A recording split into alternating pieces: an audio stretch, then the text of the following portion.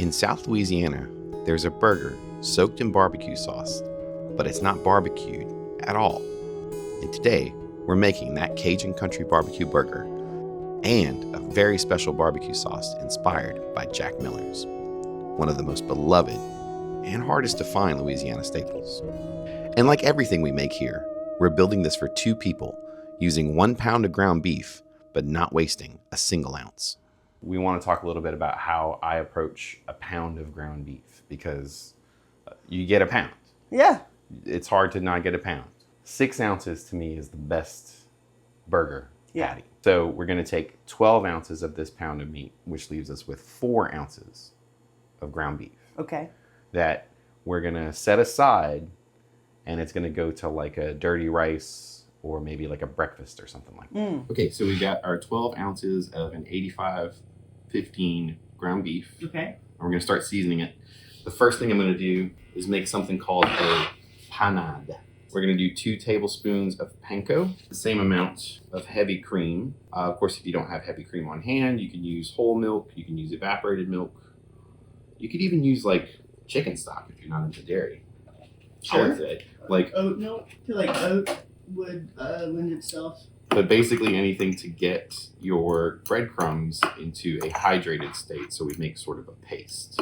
We're going to add 1 teaspoon of kosher salt, as much cayenne pepper as you want. And for us, that's quite a bit. Yeah, well, it's delicious and it's really good for your blood. Mm-hmm.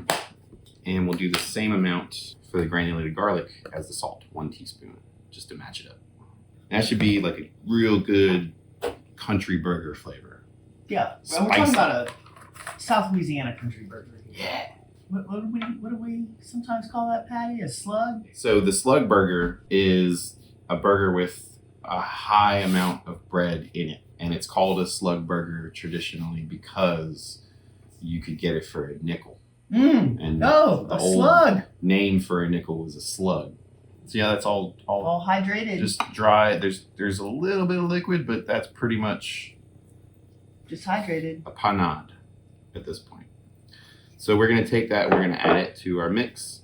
And the other thing about a slug burger is it's worked to death. Yeah, which is so counterintuitive to everything the modern world knows about making a tender, beefy burger. Exactly. So this particular style of burger that we're going for, just for funsies, requires some overworking. So it becomes almost like a meatloaf. And it's got a more... Honestly, almost like a farce. Yeah. Like I can see the fat in the beef beginning to emulsify. Yes, exactly. Chewier, snappier kind of burger than just a fall apart burger. Oh yeah, that's a backyard grill out burger right there. Yeah. Let's go ahead and divide that. Ta-da!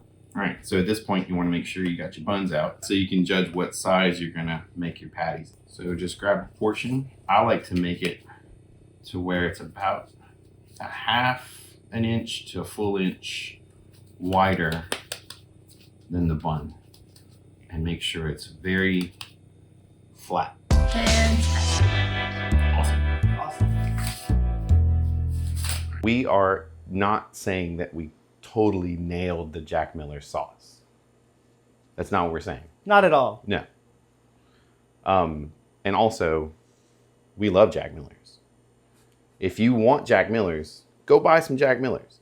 If you want to kind of have a fun experiment in your kitchen and have a fun day and try something. What if Jack Miller's isn't available where you are? And you want to find out? Brilliant. What if you can't find this? What if you don't want to spend the $35 it would cost to ship it to you? This will get you pretty close. So if you just want to have some fun, try this recipe. If you want Jack Miller's, go buy Jack Miller's. It's one of the best products ever. And this is good until, I noticed this just now, until August of 2027. Yeah. we just bought this. So I think we're good. So yeah, we're just having fun. This is still the best. I'm gonna start by cutting 1 pretty small onion because we're going for about 1 cup of chopped onion. 1 cup and the same amount of water. And we're just gonna let that soak. And then meanwhile, half a cup of mustard, half a cup of ketchup.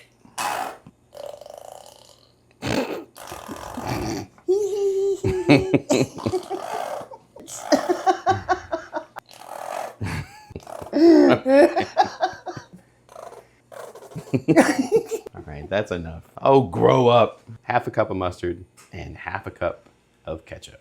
2 tablespoons of Canola oil. 2 tablespoons of chili sauce. This is new to me. When we first made this recipe, we just assumed that they meant sweet chili glaze. Yeah, Like we were an racking Asian our thing. brains. Thank God, our friend Dallas, who is a ketchup expert, who knows the ketchup aisle so well, he was like, no, no, no. Usually next to the ketchup, there is a thing called chili sauce. And I was like, oh. I've never used this. I've never seen it. Claire's never seen it. 2 tablespoons of a tomato paste. 1 tablespoon of hot sauce, like the point Claire made. If you're not in Louisiana and you can't find that, Texas Pete might be available. Sure. That's a good one. Cholula. Cholula might be Like available. regular Cholula. 1 tablespoon of what is this here sauce. 1 tablespoon of white vinegar. And yes, we buy gallons. Yeah, of you don't white have to have a vinegar. gallon of it. 1 teaspoon of kosher salt, which I am going to pulverize first. Optional step. 1 teaspoon of a smoked paprika. We're using this Frontier Co-op. 1/4 teaspoon of ground allspice. 1/4 teaspoon of granulated garlic. Whisk. Mix. Beautiful color. Hey. So next step, we're gonna pour the onions into a little pan. We're gonna maintain the original soaking water, and I'm just gonna bring them to a boil and let them simmer for about 5 minutes. Okay, so our onions have simmered for about 5 minutes and they've been allowed to cool down. Not overcooked, not fried, just devoid of all the strong onion flavors. Yeah. Claire, you noticed something interesting about the steam while we were boiling this, right? Oh yeah, the steam wafted from the pot to me, and it smelled exactly like all of the acrid elements of an onion. So we're gonna add onions and water into our sauce and just give it a good mix. All right, we got a nice heavy bottom skillet up to around 350 to 375-ish. No additional fat to that pan. We are adding no additional fat to this pan. Why? Because we selected 85-15. The fat is in here. Get the 85-15, cook it in a dry pan.